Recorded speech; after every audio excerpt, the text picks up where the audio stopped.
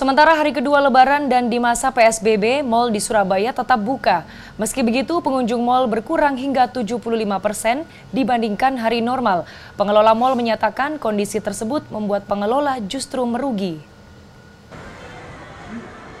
Hari kedua Lebaran dan di masa PSBB, mal di Surabaya tetap buka. Meski begitu, pengunjung mal berkurang 75%, sehingga sejumlah gerai di dalam mal mengaku mengalami penurunan omset. Penurunan omset terutama dirasakan gerai pangan maupun sandang. Di masa PSBB, restoran diminta untuk melayani pesanan dibawa pulang. Karenanya beberapa gerai pun memilih tutup. Sedangkan gerai yang buka, mereka mengaku pendapatan yang diperolehnya hanya cukup untuk membayar gaji karyawan. Sementara untuk perolehan sewa gerai, pengelola mal juga mengalami kesulitan. Hal ini dikatakan Asosiasi Pengelola Pusat Belanja Indonesia Daerah Jawa Timur, Sutandi Purnomo Sidi. Sutandi mengatakan biaya operasional mal seperti biaya listrik yang mencapai 7 miliar rupiah per bulan tetap harus dibayarkan. Belum lagi biaya operasional lainnya.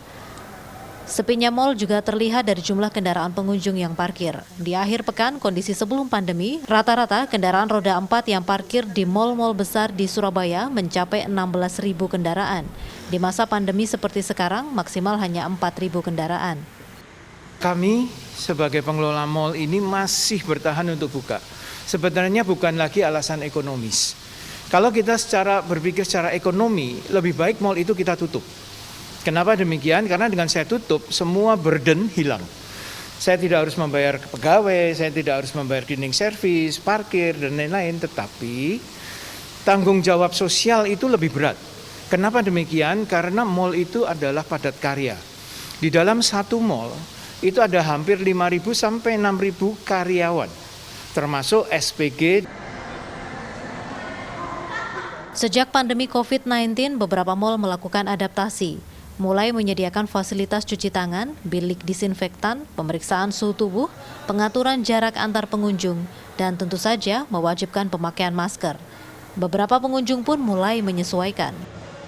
Sekarang kalau misalkan biasanya kita masuk dengan suka hati, kita awal masuk aja udah lihat kan harus dites suhu. Saya sampai nggak mau kok masuk ke dalam biliknya yang ada disinfektannya itu. Kenapa? Ya ini cairannya apa, kan lebih baik saya jaga-jaga sendiri. Saya bawa selalu kan untuk cairannya hand sanitizer gitu. Kita beli barang pun sampai di mobil tuh sudah ada cairan disinfektan sendiri gitu.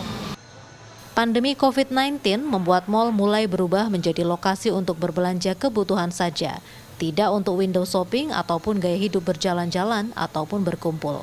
Wida Subianto, Andreas Wicaksono, Surabaya, Jawa Timur.